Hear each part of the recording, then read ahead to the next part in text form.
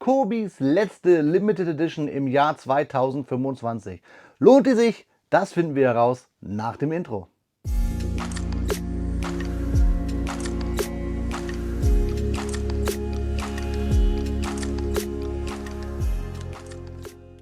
Ja, Freunde, das Jahr ist fast zu Ende und Kobi lässt es krachen. Willkommen in der Noppenglitzin-Scheune. Mein Name ist Blockstar und heute gibt es die Limited Edition des Panzer 38T, das Kobi Set 2664. Ein berühmtes Fahrzeug mit 3 Minifiguren, mit einem sehr berühmten Herren, mit einem Monokel. Ihr dürft gerne mal raten, welche das ist. Schreibt es in die Kommentare und seid gespannt, denn wir werden natürlich drüber sprechen. Gleich hier auf meinen Bautisch, wenn wir uns zuerst aber den Inhalt dieses Klemmbaustein-Sets genauer anschauen.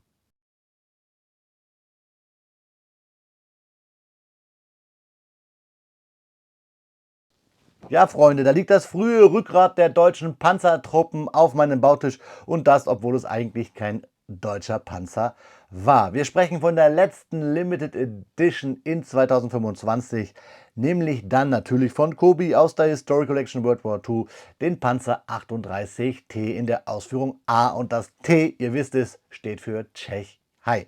Das Set mit der Katalognummer 2664 ist für erfahrene Bauer 11 plus, wird hier angegeben und kommt natürlich im Maßstab 1:28 daher. Besteht aus 738 Steinchen und 3 Minifiguren und die sind ganz besonders. Wir haben wieder einen Feldjäger, erkennen wir an der Kelle, an der Spange um den Hals und an dem orangenen Abzeichen, sowie einen Grenadier mit dem frühen Eichenlaubtarn und ganz wichtig und deswegen für mich interessant, einen General mit Monokel, und Kenner der Historie wissen, es handelt sich wahrscheinlich um General Walter Model. Schauen wir uns die Rückseite an vom Karton. Da sehen wir, dass unser 38T hier sich nackig macht und wir können ins Innere reinschauen. Wir können den Motor uns anschauen und haben auch einiges an Drucken da. Und natürlich packt Kobi ein Originalfoto auf dem Karton. Ihr dürft schon mal raten, welche Nummer ich habe bei der Limited Edition. Schreibt es mir gerne in die Kommentare, macht Pause, guckt weiter und wenn ihr gewonnen habt, seht ihr es ja am Ende. Dann seid ihr meine absoluten Kobi-Helden. Fakten bekommt ihr eh gleich von mir. Deswegen lassen wir unseren kleinen Tschechen jetzt einmal fliegen, denn wir wollen ja wissen, was sich alles im Karton verbirgt. Ja, Freunde, da liegt der Inhalt des Kartons auf meinem Bautisch. Einmal hier das laserbedruckte Typenschild unserer Limited Edition packen wir an der Seite, sowie dann 2 Bauabschnittstüten, die Tüte 1, die Tüte 2, dann das Zertifikat, das ich euch kurz zeigen lasse, damit ihr noch weiter die Nummer erraten dürft. Dann drehen wir es wieder um, geht zur Seite. Ein schwarzer Kobi-Teile-Trenner. Ich liebe diese Dinger. Und natürlich, ganz wichtig, die Anleitung. Natürlich haben wir hier in diesem Set ganz viel anthrazitfarbene Steine, kommt auch nicht so gut rüber auf dem Bautisch. Schaut trotzdem gleich beim Speedbuild zu, denn es gibt natürlich Fakten und ihr könnt sehen, wie ich wirklich dieses Set baue. Also ich habe hier keinen Ghost-Builder, ich baue alles selber. Wir schauen uns die Anleitung an, die natürlich im Hochglanz daherkommt und mit Klammern gebunden ist. Wir haben auf der ersten Seite die Rückseite des Kartons noch einmal gespiegelt mit allen Fakten. Und ganz wichtig, ich sage es immer wieder, auch für neue Zuschauer, die Kobi nicht kennen, achtet immer auf der ersten Bauseite. Da findet ihr eine Legende, denn Kobi-Steine sind zwar 100% kompatibel, haben aber oft Abweichungen in der Form oder in der Funktion zu anderen Systemsteineherstellern. Deswegen ist das immer hier wichtig, drauf zu schauen. Dann klemmen wir mit der Tüte 1 los. Der aktuelle Baustep ist bei Kobi immer der farbliche, der davor ist immer entsättigt im gleichen Bauschritt. Pfeile weisen einen den Weg, was man machen soll. Ab und zu gibt es kleine Erklärungsfensterchen noch und es gibt Anlegehilfen, dass ihr ab und zu gar nicht Noppen zählen braucht. In diesen kleinen rechtseckigen Kästchen, die abgerundete Ecken haben, ganz schwieriges Wort, findet ihr immer die Steine, die ihr braucht, und auch hier seht ihr wieder Anlegehilfen. Fertig sind wir dann mit diesem ja nicht so großen, steinetechnisch gesehenen Fahrzeug mit dem Baustep 137, wenn wir nämlich den Typenschild zusammenklemmen, das Typenschild, das wir dann vor dem Panzer stellen. Auf den letzten Seiten bei Kobi traditionell dann die Steineübersicht. Sollte euch ein Stein fehlen, dann könnt ihr es hier auf der Webseite monieren. Die Nummer seht ihr hier. Es gibt eine kleine extra Bauanleitung quasi nochmal für die Minifiguren, ist auch ganz wichtig, und natürlich etwas Werbung. Ich zeige euch natürlich am Ende des Videos das Fahrzeug, da sprechen wir drüber und vergleichen es auch mal zu den anderen Kampfpanzern 38T, die Kobi schon gebaut hat. Ich habe da einige im Petto. Ich wünsche euch jetzt viel Spaß bei den Fakten.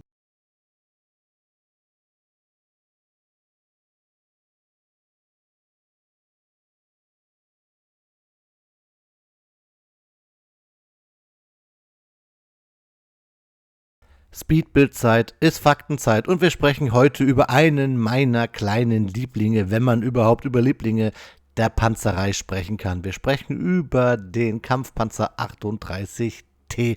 Ich mag dieses Fahrzeug. Warum? Das hört ihr jetzt. Der Kampfpanzer 38T ist ein bemerkenswertes Fahrzeug in der Geschichte der zumindest deutschen Panzerentwicklung.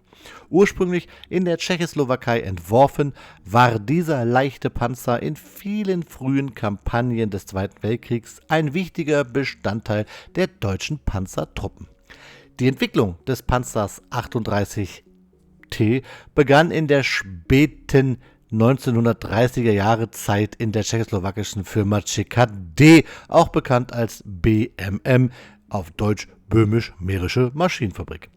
Der ursprüngliche Prototyp, bekannt als LTVZ-38, wurde, wem wundert's, 1938 fertiggestellt und zeigte beeindruckende Leistungen in den Tests. Nach der Besetzung der Tschechoslowakei im März 1939 übernahm das Deutsche Reich die Kontrolle über die tschechoslowakische Rüstungsindustrien und setzte die Produktion fort. Wobei der Panzer seinen Namen bekam, Panzerkampfwagen 38T, und in die Wehrmacht integriert wurde. Das T steht dabei für Tschechisch. Von 1939 bis 1942 wurden insgesamt 1414 Einheiten des Panzers 38T produziert. Die Serienproduktion begann im Mai 1939 und endete im Juni 1942. Die hohe Zuverlässigkeit und die relative Einfachheit der Produktion machten ihn zu einem bevorzugten Modell in der Anfangsphase des Zweiten Weltkrieges. Der Kampfpanzer 38T wog vollbeladen etwa 9,7 Tonnen. Er wurde von einem wassergekühlten 6-Zylinder Prager Benzinmotor angetrieben, der eine Leistung von 125 Pferdestärken bei 2200 Kilometern Umdrehung pro Minute lieferte. Diese Leistung ermöglichte es den Kampfpanzer, eine Höchstgeschwindigkeit von etwa 42 Kilometern pro Stunde auf die Straße zu bringen. Im Feld sah das natürlich anders aus. Seine Reichweite betrug auf Straßen etwa 200 Kilometer, im Gelände reduzierte sich die Reichweite jedoch dann erheblich. Der Panzer wird mit einer 37 mm KWK 38TL 47,8 Kanone bewaffnet, die bis zu 90 Panzergranaten und 45 Sprenggranaten mitführen konnte. Zusätzlich verfügte er über zwei 7,92 mm 37T Maschinengewehre.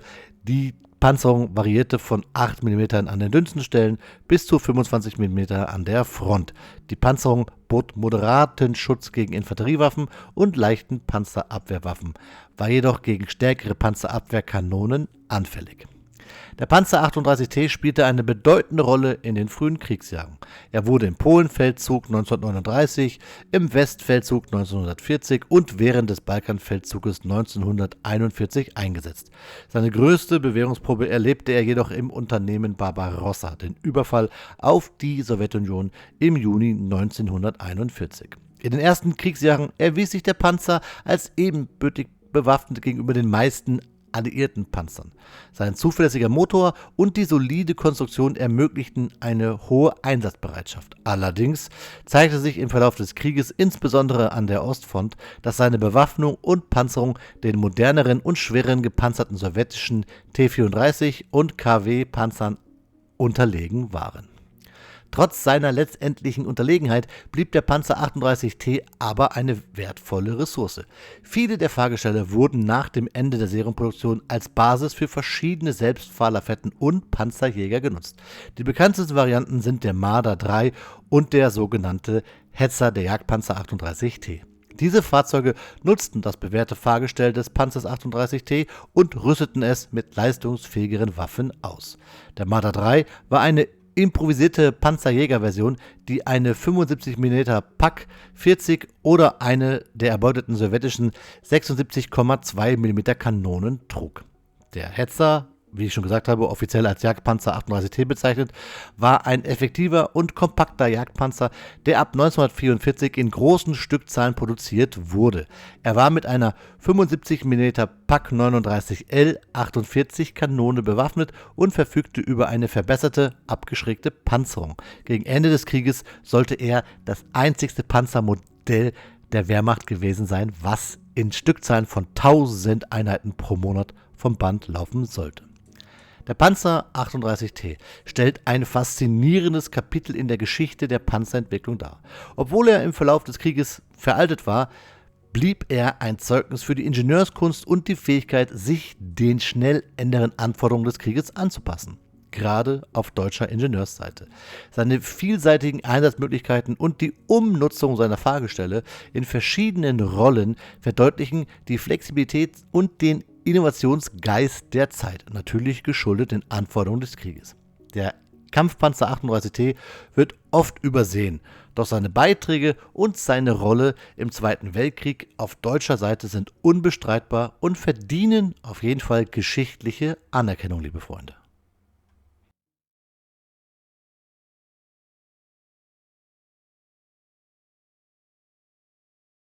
Nach 2 Stunden und 7 Minuten Bauzeit steht er da, unser Panzer 38T in der Ausführung A, das Kubiset 2664, unsere letzte Limited Edition im Jahr 2025, natürlich aus der Historical Collection World War II, 738 Steinchen und 3 Minifiguren im Maßstab 1:28. Schauen wir uns erst einmal den Elefanten im Raum an. Welches Zertifikat habe ich? Die 182. Ich bin ja nicht mehr so der Sammler dieser niedrigen Nummern. Ich bin aber immerhin ein Sammler immer noch dieser Sets und zeige sie euch gerne, auch damit ihr vielleicht hinterher als Fazit ziehen könnt, braucht ihr dieses Set oder nicht. Es lässt viel darauf zu schließen, dass dieses Set gar nicht so der Renner ist, auch weil wir eigentlich bei der normalen Version nicht so viele Änderungen haben. Ihr bekommt es bei Kobi Stand jetzt immer noch für 59,99 €. Die Steinchen hier sind die, die über sind. Die üblichen verdächtigen Kettenglieder, Bolzen und hier sogar ein Haken und den Bügelperlenapplikator. Und was wir natürlich auch mit beiliegen hatten, war der super schöne schwarze Teile-Trenner. Ich liebe ihn in schwarz noch fast so sehr wie im lila. Lila gibt es ihn ja auch bei Kobi direkt. Wir haben noch eine Mütze über für unseren Feldjäger, schauen wir uns aber gleich an. Die Bauanleitung war easy peasy zu lesen. Ich hatte hier wirklich kein Problem. Es hat Spaß gemacht, das Ding wegzuklemmen. Es ist ein relativ normal zu bauendes Set, wenn man einmal einen Kobi-Panzer gebaut hat. Ihr seht, wir bauen hier wieder liegend quer, haben oben drauf die Brackets, wo wir diesen ganzen Aufbau machen. Sieht auch ein bisschen aus wie ein kleines Auto am Anfang. Im Endeffekt ist es ja auch ein Auto, ein Sonder-Kfz. Es hat echt Spaß gemacht, den zu klemmen. Und ich kann euch schon mal spoilern, dass quasi fast zeitgleich ich auch die 2665 geklemmt habe. Die seht ihr kartonsmäßig da hinten. Da hat die Zeit bautechnisch fast genauso lange gedauert. Also wirklich ein schöner Bau. Gerne auch für alle Anfänger, die mal mit Limited Edition starten wollen, gerne hier dieses Set zu empfehlen, weil wir hier nicht große, schwierige Bausachen haben und auch nicht so kleinteilig wie sonst. Aber über das Set müssen wir reden, denn es hat einiges, was ich finde, historisch nicht so ganz korrekt ist. Und damit will ich gar nicht so viel meckern. Schauen wir uns aber einmal unser lasergelasertes Typenschild an. Panzer 38T Ausführung A, Scale 1:28, die Nummer 182. Ich habe bei den Fakten ganz oft Kampfpanzer 38T gesagt.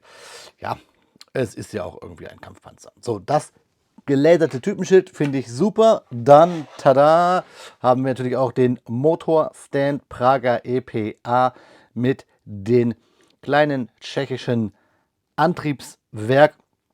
Der Motor, der hat auch Spaß gemacht zu bauen. Er ist sehr bunt, er ist schwarz-braun. Hier oben hat er Prinz auf den Ventildeckelköpfen und dann hier sogar noch goldene Bolzen.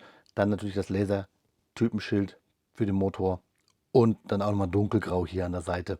Also ein schön gebauter Motor, den wir gleich auch noch einmal in das Fahrzeug natürlich packen werden, denn dafür hat es eine Vorrichtung, nennt sich nämlich Motorraumabdeckung. Dann 3 Figuren und die sind mit natürlich das Highlight in diesem Set. Vor allen Dingen auch, weil wir für die eine Figur sogar noch eine Mütze haben. Übrigens im Hintergrund, ihr seht es, ein paar, ja, der von mir erwähnten Familienmitglieder, auf jeden Fall auch wannentechnisch des Panzers 38T. Wir haben hier die wilde Sau aus der Battle of Arras Version von Kobi. Dann haben wir da den 38T aus vergangenen Zeiten. Wer das Review sehen möchte, hier oben auf dem i. Und dann habe ich hier Marder-Versionen und natürlich die Limited Edition des Jagdpanzers 38T. Volksmund nennt ihn Hetzer.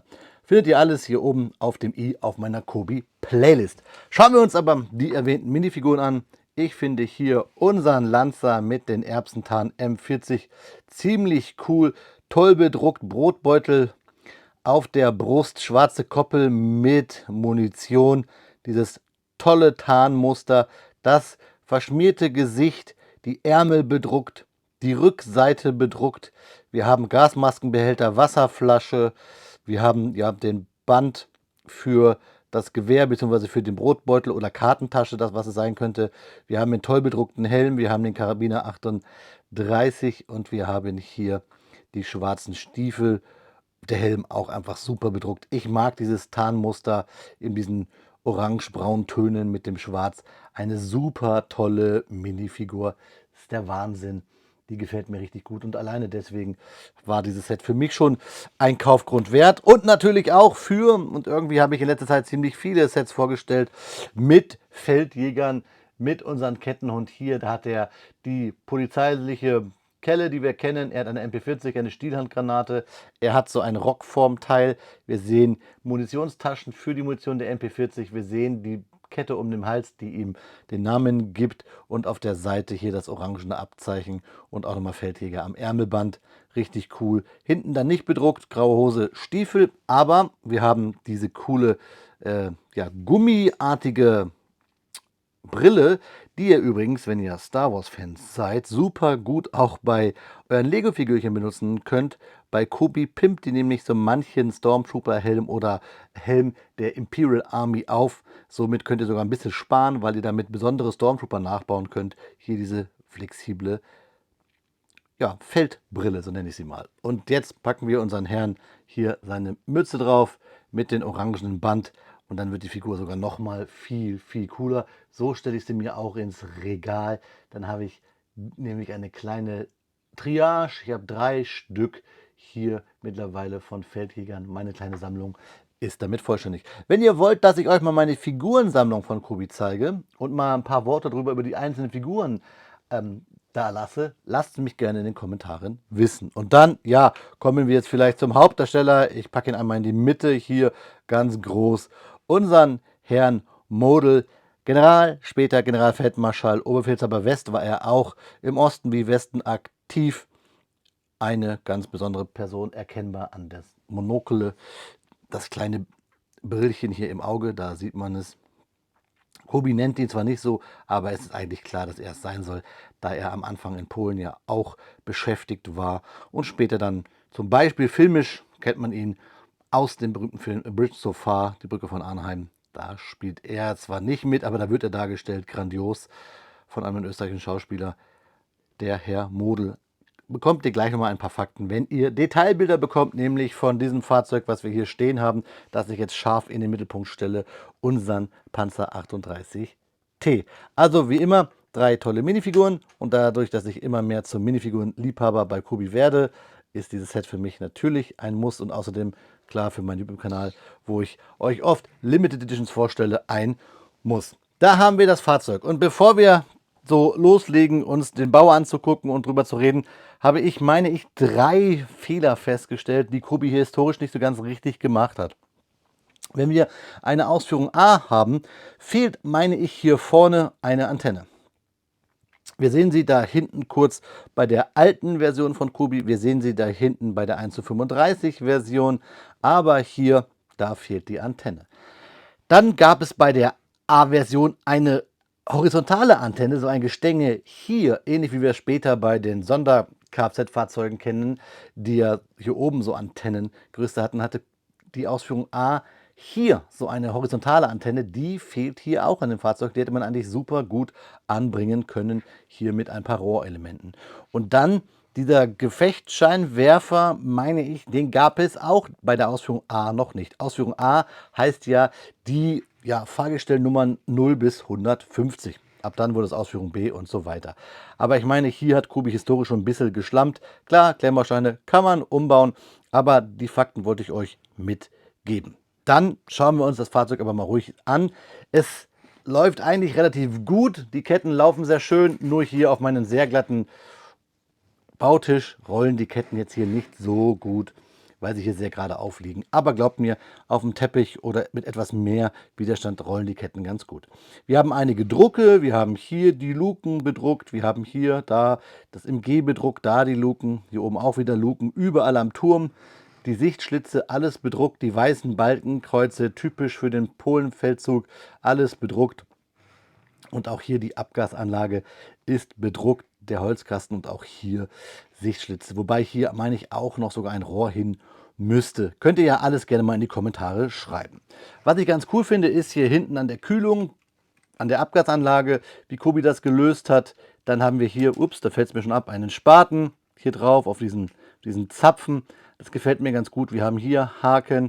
Wie gesagt, das Fahrwerk, was gut läuft. Hier sehen wir nochmal die Bautechnik, also liegend und dann mit Brackets bzw. mit Baurichtungsumkehr, mit Noppen auf der Oberseite bauen wir dann das Fahrzeug oben auf und ziehen es dann hier so seitlich hoch. Ihr seht die vielen Plates, das gefällt mir ganz gut. Auch schön geschwungen hier diese Kettenschutzbleche und die großen Räder, die gummiert waren, und ich weiß nicht, ob Kubi, die ja eigentlich die Könige der Drucke sind, sich nicht mal ein Herz nehmen sollte und hier mal einfach die Räder auch bedrucken. Das wäre sogar noch geiler und einer Limited Edition auf jeden Fall würdig.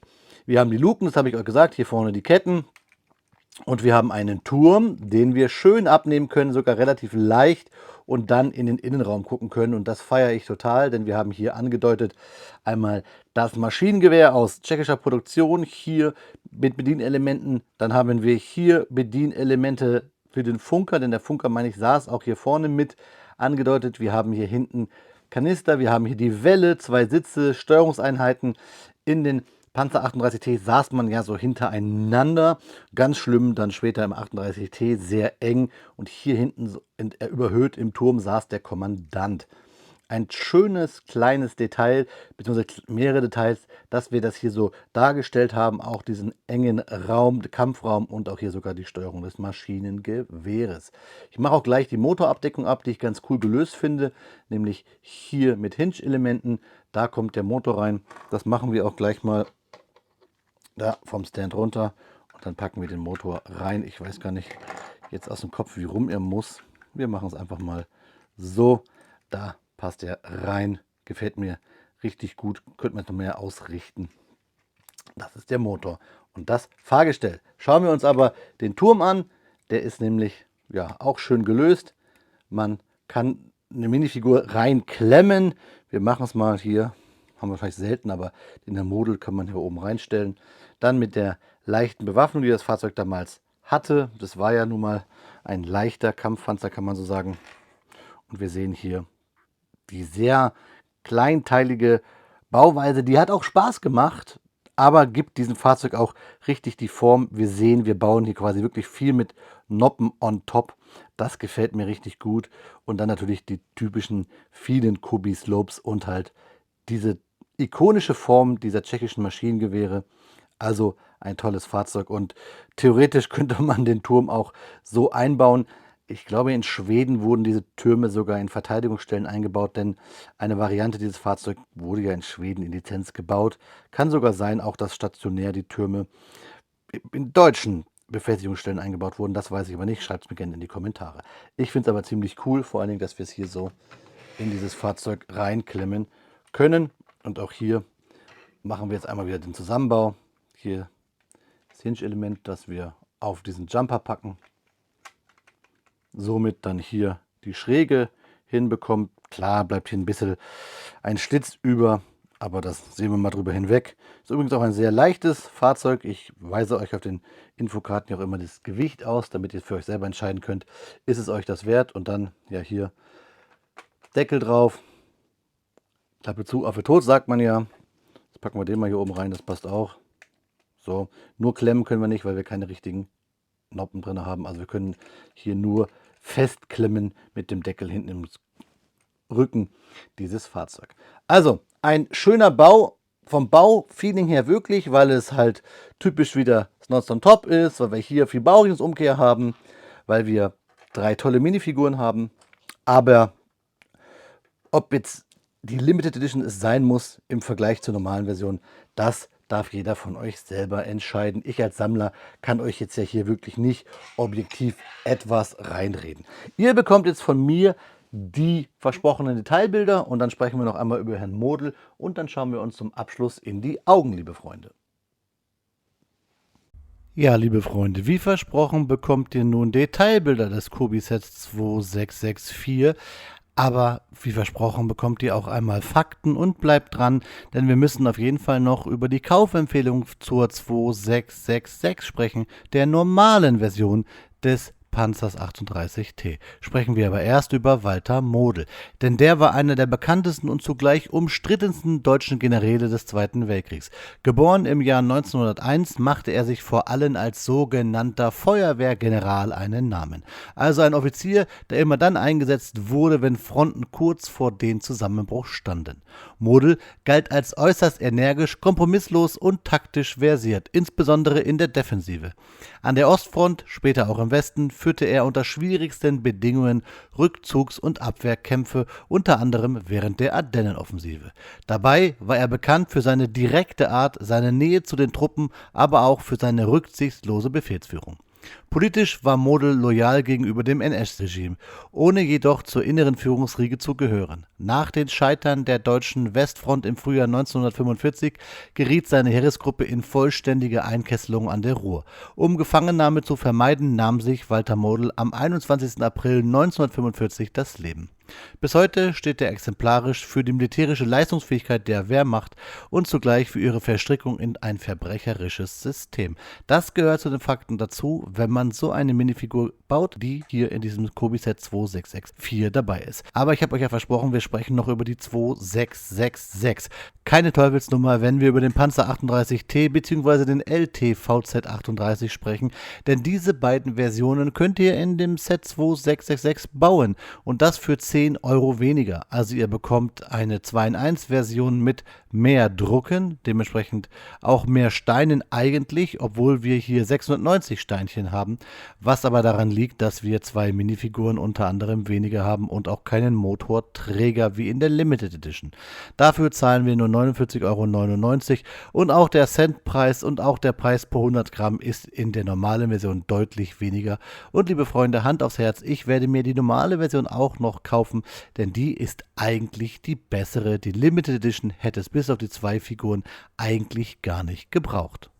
An dieser Stelle eine kleine Danksagung an alle Kanalmitglieder, die mir helfen, diesem Kanal algorithmustechnisch zu pushen. Vielen lieben Dank für jeden einzelnen von euch, aber auch ein generelles Danke an jeden Kommentarschreiber, an jeden, der die Videos guckt, an jeden, der einen Daumen hoch gibt, an jeden, der ein Video liked. Vielen lieben Dank an die gesamte Blockstar-Community.